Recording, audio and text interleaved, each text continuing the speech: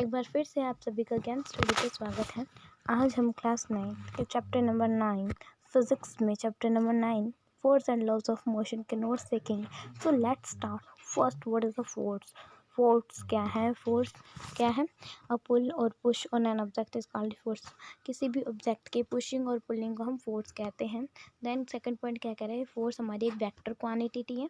Force is a vector quantity. Okay. Third point क्या है? It has both magnitude and direction. Then SI unit दे दी force की। SI unit क्या होती है फोर्स की? न्यूटन होती है। ओके। उसके बाद फोर्स दो तरह के होते हैं, एक बैलेंस्ड फोर्स होता है और एक अनबैलेंस्ड फोर्स होता है। आगे हम बैलेंस्ड और अनबैलेंस्ड फोर्स क्या होते हैं उनके बारे में अच्छी तरह देख लेते हैं कि बैलेंस्ड और अनबैलेंस्ड फोर्स कौन से होते हैं। Okay. Balanced and unbalanced force. Okay. Balanced force क्या है कि in an object when two or more force work and the result is zero called balanced force। Balance force क्या कहता है कि यदि कोई ऑब्जेक्ट पे दो या दो से ज़्यादा फोर्स वर्क करती है एंड देन उसका रिजल्ट ज़ीरो आता है तो उसमें बैलेंस फोर्स होता है। ओके। उसके बाद अनबैलेंस फोर्स क्या है? अनबैलेंस फोर्स जो बैलेंस फोर्स की तरह ही है लेकिन इसके अंदर जो रिजल्ट आता है वो ग्रेटर देन ज़ीरो आता है। ओके। मतलब कि in an object when force is applied on it and the result is greater than zero then is called a balance force. मतलब कि बैलेंस फोर्स में क्या होता है कि यदि कोई ऑब्जेक्ट है उस पर फोर्स वर्क करता है, दो या दो से ज़्यादा फोर्स वर्क करता है लेकिन उसका रिजल्ट क्या आता है? ज़ीरो आता है बैलेंस फोर्स में। अनबैलेंस फोर्स में क्या होता है कि जो रिजल्ट होता है वो ग्रेटर देन ज़ीरो आता है। ओके। न्यूटन के फर्स्ट लॉ को देख लेते हैं। न्यूटन ने अपने फर्स्ट लॉ में क्या कहा था? न्यूटन के फर्स्ट लॉ को हम लॉ ऑफ इनर्शिया के नाम से भी जानते हैं। ओके। न्यूटन ने अपने फर्स्ट लॉ में क्या कहा था? Any object remains in the state of rest और in uniform motion unless external force applied on it. Okay. मतलब यहाँ शॉर्ट फॉर्म में डेफिनेशन दे रखी है, हमको डेफिनेशन दे रखी है ताकि इजी से लर्न हो जाए। ओके। यहाँ क्या है कि कोई भी ऑब्जेक्ट तब तक रेस्ट पे रहेगा जब तक हम उस पर कोई एक्सटर्नल फोर्स अप्लाई नहीं कर देंगे, तब तक वो रेस्ट पे रहेगा, यूनिफॉर्म मोशन में नहीं आएगा। उसके बाद देख लेते हैं मास सॉरी इसके बाद इनर्शिया देख लेते हैं क्योंकि न्यूटन के फर्स्ट लॉ को लॉ ऑफ इनर्शिया भी कहते हैं। उसके बाद मास देखेंगे। ओके।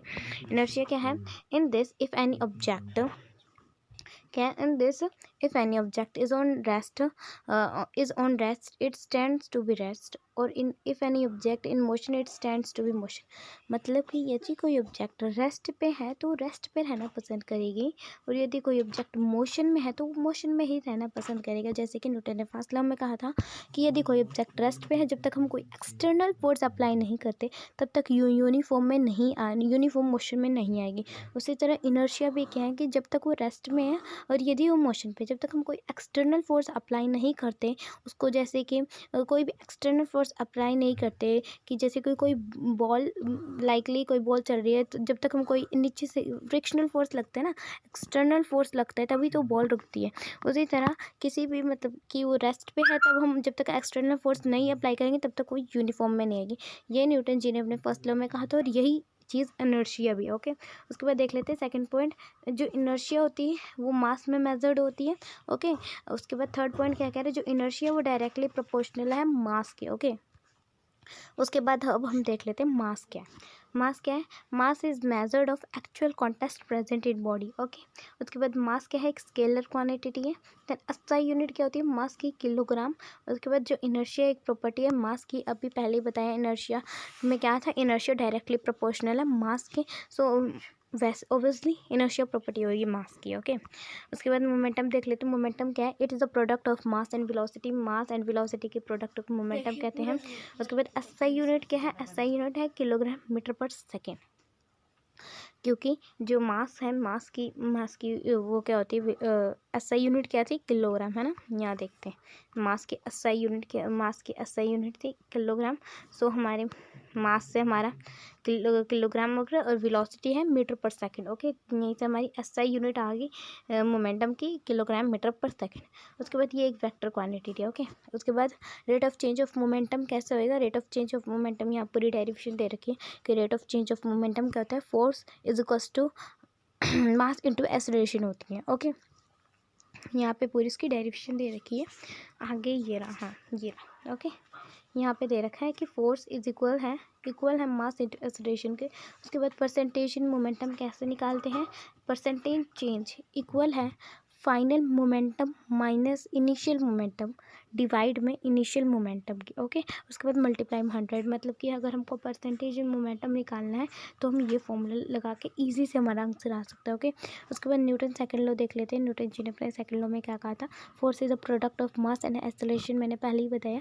यहाँ पे इजी फॉर्म में सारे स्टेटमेंट इनके दे रखे हैं ताकि हमको आसानी से लर्न हो जाए इनके लॉज, ओके।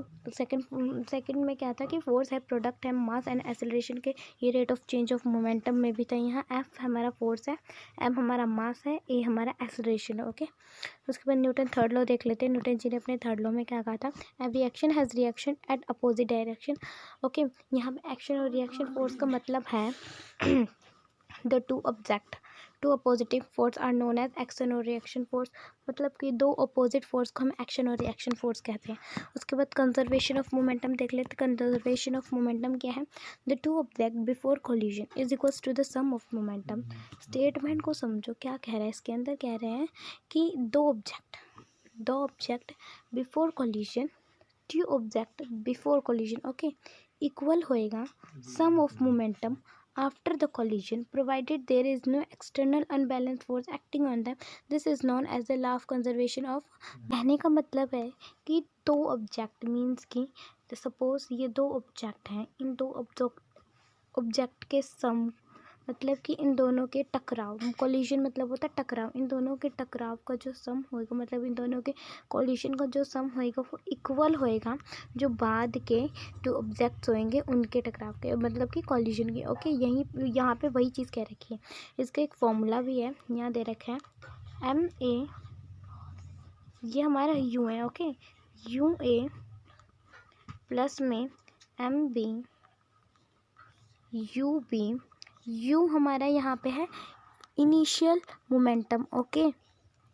इक्वल होएगा, किसके इक्वल होएगा, मीन्स कि लेट कर लो जो मैंने अभी बताया कि ये फर्स्ट ऑब्जेक्ट था उसमें से प्लस हो गया सेकंड ऑब्जेक्ट का, मीन्स कि ये पहला था आफ्टर कोलिजन, ओके। इक्वल होएगा ये दूसरा ऑब्जेक्ट है, ये दूसरा ऑब्जेक्ट है, इन दोनों के मतलब कि आफ्टर कोलिजन है, ये बिफोर कोलिजन है, ओके। यही फॉर्मूले में दे रखा है, यही चीज़ इसके अंदर सारा स्टेटमेंट में कह रखी है कि यहाँ पे, और ये इक्वल किसके था, इक्वल किसके था, एम ए वी ए, उसके आगे ये लिख रखा है। यहाँ वी ए क्या है, फाइनल मोमेंटम है, ओके। यहीं पे हमारे chapter number 9 force and laws of motion के नोट्स ख़त्म होते हैं। Thank you for watching my video. अगर आपको इसी तरह और भी चैप्टर फिज़िक्स के और नेक्स्ट चैप्टर्स के भी वीडियोस चाहिए तो please like and subscribe my channel and comment my video. Thank you.